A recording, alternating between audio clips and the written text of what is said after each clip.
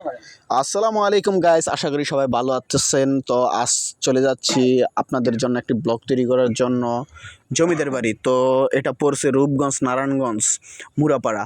তো এখানে আমি যাচ্ছি আমরা একটু ঘোরাঘুরি করার জন্য, এবং সেখানে এক মেলার আয়োজন করা হয়েছে। সেই মেলাটা আমরা উপভোগ করতে, তো আমাদের পাশেই থাকুন, লেটস গো।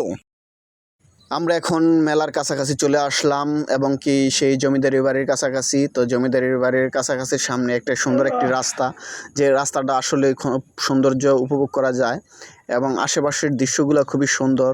তো এদিক দিয়ে একজন ক্যামেরাম্যান সেই শুরু করছে ভিডিও করার জন্য। আর যে জমিদারির বাড়ি আসলে একটা জমিদার একটা ভাব আছে। এবং সামনে যে মাঠটা দেখতেছেন সেটা বিশাল বড় একটি মাঠ। এই জমিদার বাড়িটি তৈরি করেন বাবু রামরতন ব্যানার্জি, যিনি একজন খাস হিন্দু লোক ছিলেন। মুরাপাড়া জমিদার প্রতিষ্ঠান করেছিলেন 1989 খ্রিস্টাব্দে, এবং কি এই জমিদার বাড়িটি অকেজো হয়ে গেল। এটা দিনে দিনে এটা সৌন্দর্য বৃদ্ধি করছে যারা এই দায়িত্বে আছে জমিদারি বাড়ির, তারা।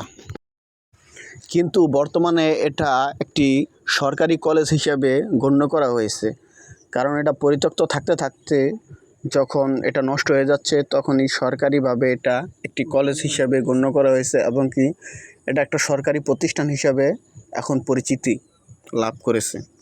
জমিদার নবাব বাড়ির স্থাপিত ছিলেন ঐতিহ্যবাহী বাংলার জমিদারি বাড়ির আদলে নির্মিত।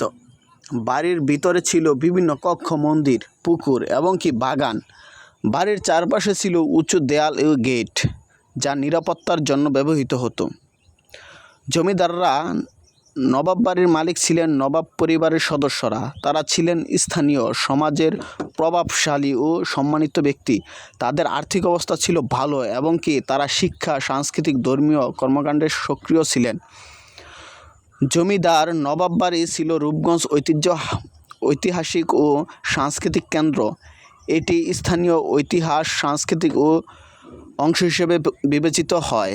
যেহেতু অনলাইনে এই বাড়ির সম্পর্কে বিস্তারিত তথ্য সীমিত, তাই স্থানীয় ইতিহাস, পুরনো বাসিন্দারা বা স্থানীয় প্রশাসনের সাথে যোগাযোগ করলে আরও বিস্তারিত তথ্য পাওয়া যেতে পারে। তো আজকের ব্লগটি আমি আপনাদের মাঝে বিদায় নিতেছি। তো নতুন কোনো ব্লগ আসলে অবশ্যই আপনাদেরকে আপডেট জানাবো। ধন্যবাদ সবাই।